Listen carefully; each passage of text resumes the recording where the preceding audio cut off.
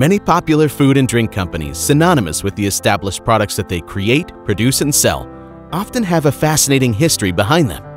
Many times, the way these giant organizations started off is far more different than what we know today, and their first products used to be completely different from the ones we recognize them from now. Thanks to their adaptability as companies, they changed course and finally ended up finding success and longevity over the years in different products. Keep watching if you want to find out about these famous companies, and we are sure that especially some of their first products will surprise you. Let's start. Coca-Cola. Chances are that you can't go through an entire day without seeing at least one product of the Coca-Cola Company, even if you don't leave your house. The worldwide famous product that is sold everywhere nowadays was born in Atlanta, Georgia on May 8, 1886 by Dr. John Stith Pemberton, a local pharmacist. Carbonated water was combined with a thick syrup that Pemberton created in order to produce a delicious and refreshing soda fountain drink that was originally intended as a patent medicine, nerve tonic, and cure for common headaches, ailment, and stomach aches. Dr. Pemberton's partner is to be given credit for the iconic name, Coca-Cola, as he was the one who suggested believing that 2 C's would look good in advertising.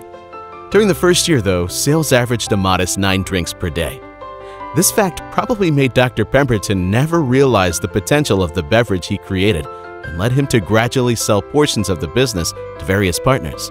Just before his unfortunate death in 1888, which stopped him from seeing his creation take off, he sold his remaining shares to an Atlantan businessman, Asa Kindler. The latter saw great prospects in the product and swiftly proceeded to acquire complete control of the company by buying all the shares for a small amount of money at the time. His marketing ideas and tactics made Coca-Cola the dominant player of the global soft drink market throughout the years that followed until now.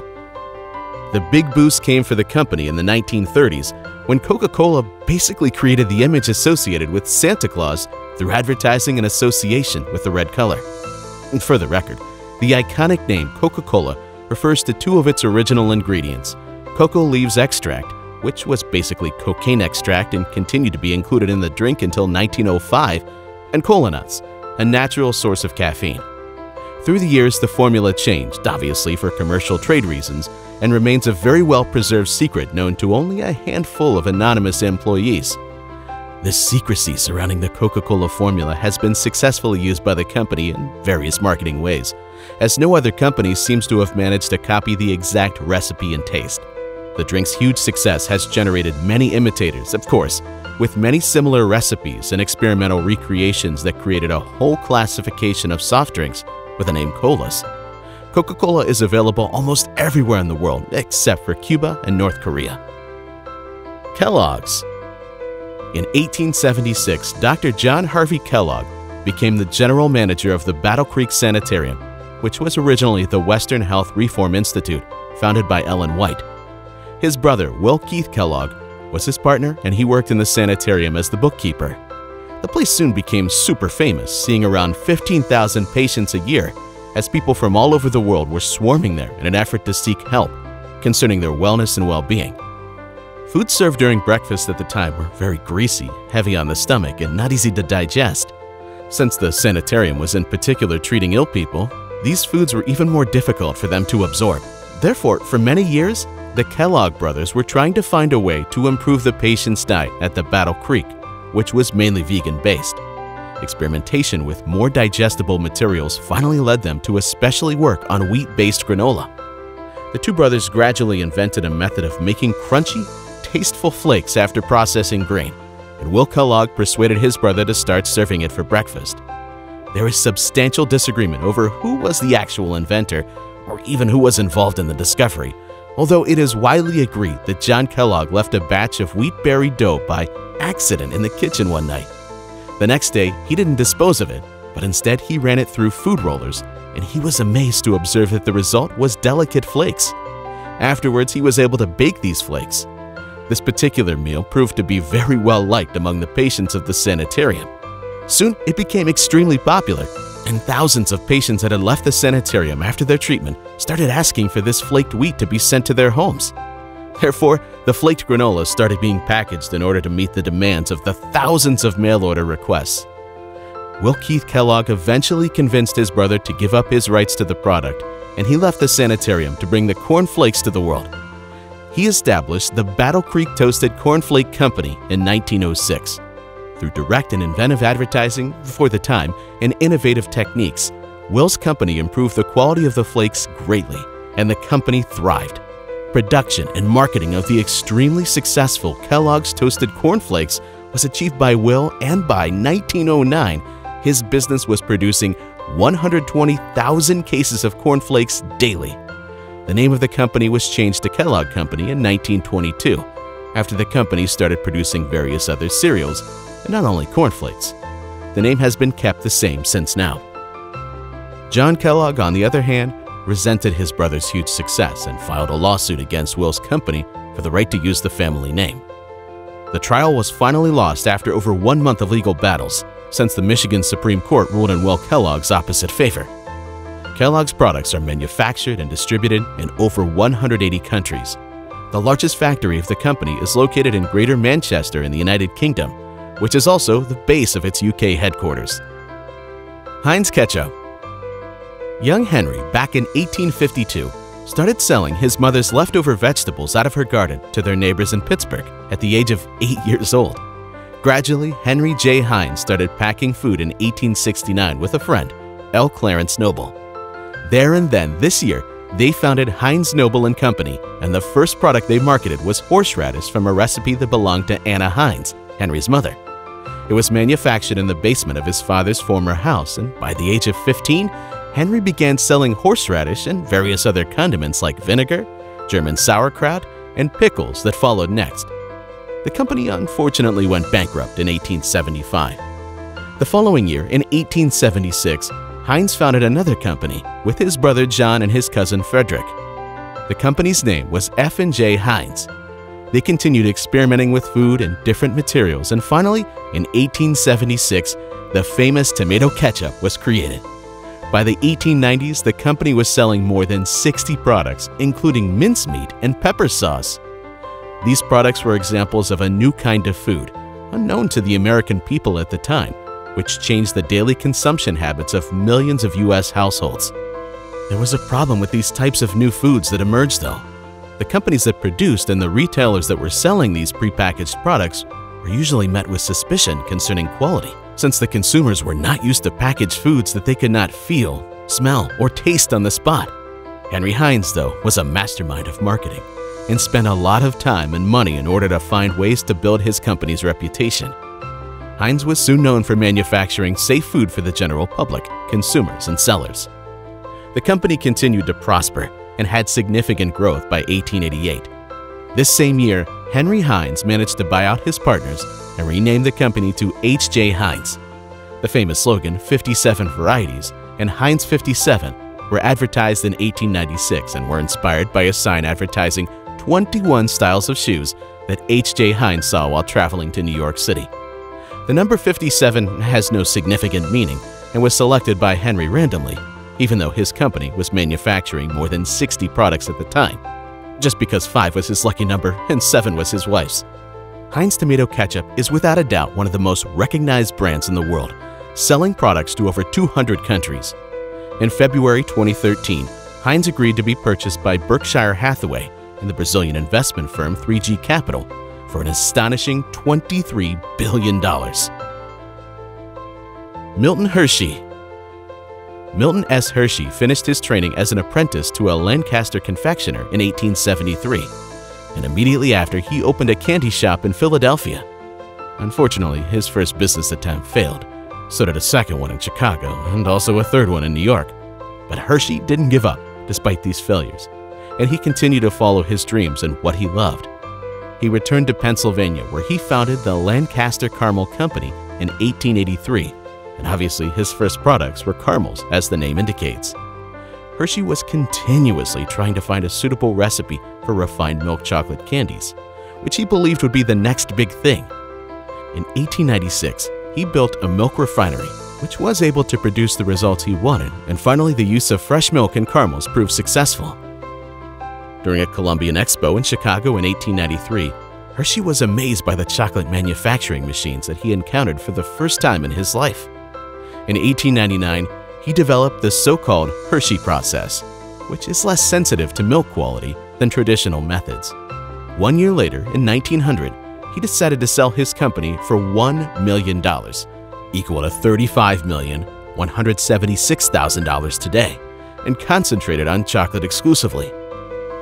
In 1903, Milton Hershey started the construction of a chocolate manufacturing plant in his hometown, Dairy Church, Pennsylvania, where the Hershey's Milk Chocolate Bar was born. The plant thrived as the produced chocolates proved to be extremely popular, and hence the company prospered and grew very rapidly. Later on, the town was named Hershey, Pennsylvania. Today, over 70 million candies are produced daily, and you can't go anywhere, especially in the US, without spotting a Hershey product, since the company owns various other brands such as Reese's, Cadbury, and others. Wipro. Although Wipro is not a food-related company now, this giant corporation started as such. It took its first breath during the aftermath of World War II in 1945 by Mohammad Hashim Premji, who took over his late father's grain trade at only 21 years old and expanded it into manufacturing. Along with his wife, Dr. Golbanu Premji, as chairman of the company, they created their first product, which was an oil mill under the name Western India Vegetable Products. It was initially set up for manufacturing vegetable refined oils, including salad oil, under the trade names of Kisan Sunflower and Camel. The company has kept the sunflower in its logo until now in order to reflect their original business. Western India Vegetable Products was growing rapidly, and soon the company's offices moved to the heart of Bombay, where after the sudden death of Mohammad Premji, at only the age of 51, his son, Azim, was called home from Stanford in order to take over the management of the family business.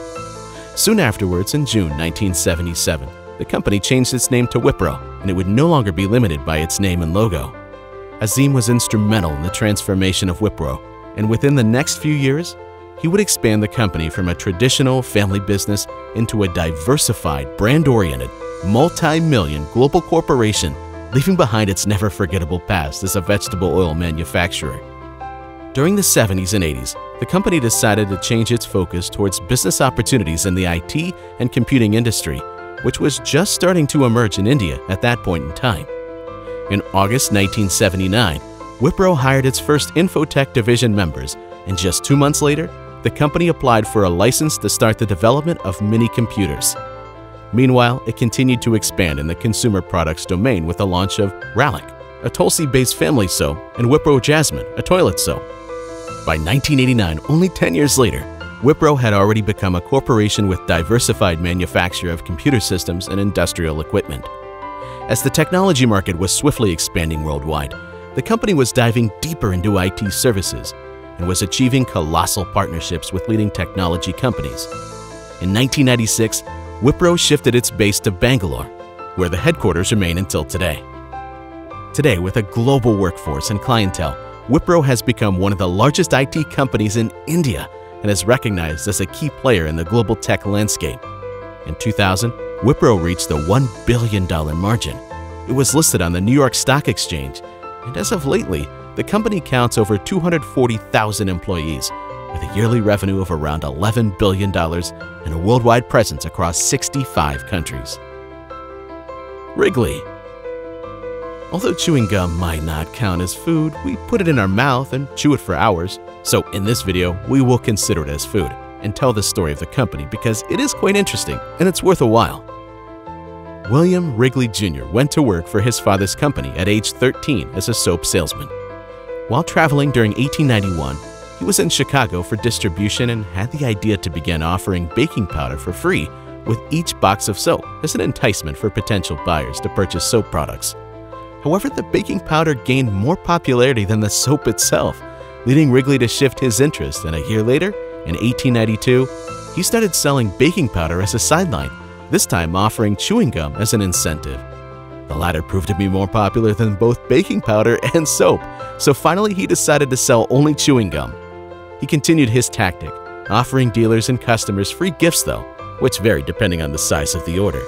Besides his premium offers, as the company was growing, Wrigley started relying on advertising in order to promote his products and push sales, especially of Wrigley's Spearmint Chewing Gum, which was introduced to the world in 1893.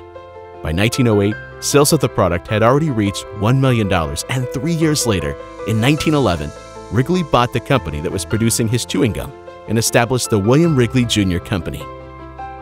This company swiftly became one of the biggest advertisers in the United States and became synonymous with chewing gum. By 1925, Wrigley's had factories in the United States, Canada, and Australia. As we can see, sometimes luck combined with hard work can produce miracles, and a multinational famous brand such as Wrigley's got its start basically from a popular freebie that proved to be very likable and popular among buyers.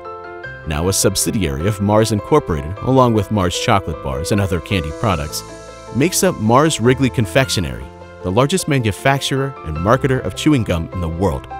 The company produces a quite large selection of chewing gum brands, breath mints, and other confectionery products.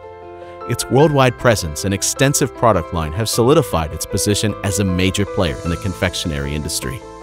The company currently distributes its products in over 60 countries and has over 20 production facilities in more than 10 countries.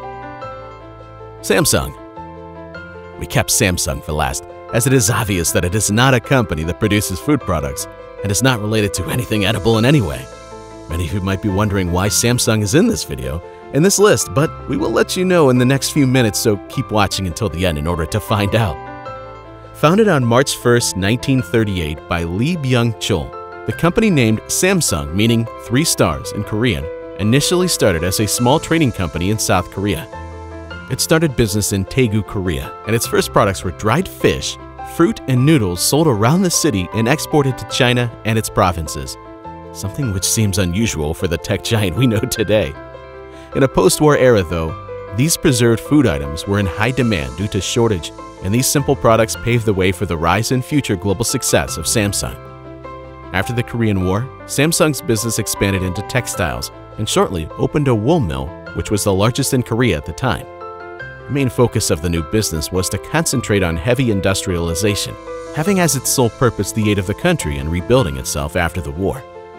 In the 1950s and 60s, Samsung bought 3 of the country's biggest commercial banks, along with insurance companies, factories that produce cement and fertilizers, oil refineries, nylon companies, and department stores.